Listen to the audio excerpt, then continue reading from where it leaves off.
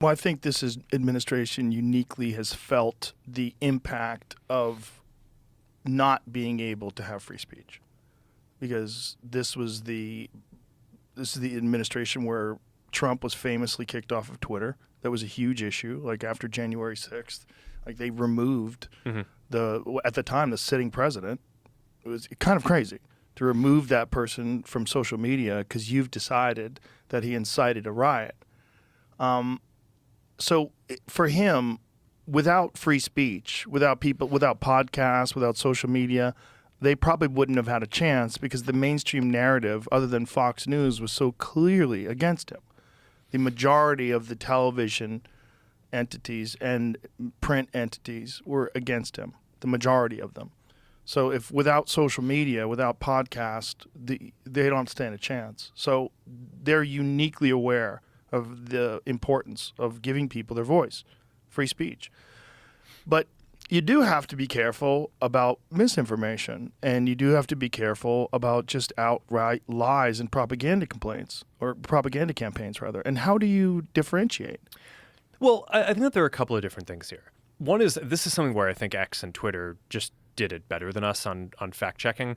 We took the critique around around misinformation. We put in place this fact-checking program, which basically empowered these third-party fact-checkers. They could mark stuff false, and then we would downrank it in the algorithm. I think what Twitter and X have done with community notes, I think is just a better program. Rather than having a small number of fact-checkers, you get the whole community to weigh in. When people who usually disagree on something tend to agree on how they're voting on a note, that's a good sign to the community that there's actually like a broad consensus on this, and then you show it. And you're showing more information, not less, right? So you're not using the fact-check as a signal to show less. You're using the community note to provide real context and show additional information. So I think that that's better. For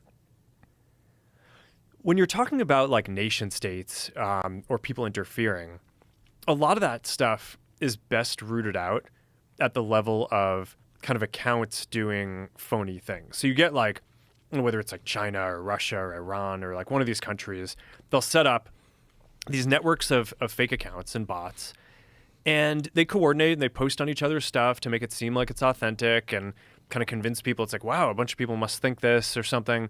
And the way that you identify that is you build AI systems that can basically detect that those accounts are not behaving the way that a human would.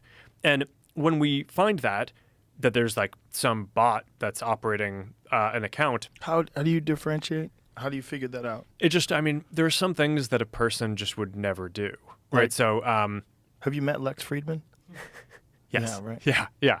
He might not be. Well, but is he going to take? Pass your But is he Turing going to test? take? Yeah, no. Is he going to take him? Is he going to make a million actions in a minute? It's He like, might. yeah, probably not. Okay, so it's that. It's Well, I mean, it's things that aren't more possible? subtle than that. I think like Okay. these guys are pretty sophisticated, and it's an adversarial space. So, so we find some technique, and then they basically kind of update their techniques. But we have a team of it's effectively like intelligence, counterintelligence folks, counterterrorism folks, AI folks who are building systems to identify what are these accounts that are just not behaving the way that people would, and how are they interacting, and then sometimes you trace it down, and sometimes you get some tips from different intelligence agencies, and then you can kind of piece together over time. It's like, oh, this network of people is actually some kind of fake cluster of accounts, and that's against our policies, and then we just take them all off.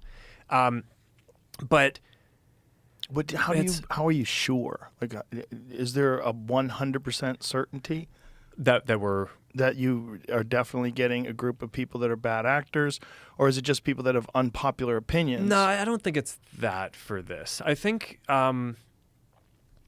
But what I'm saying is, how do you determine? Yeah. Like, how do you at what percentage of accuracy are you determining it? Do you ever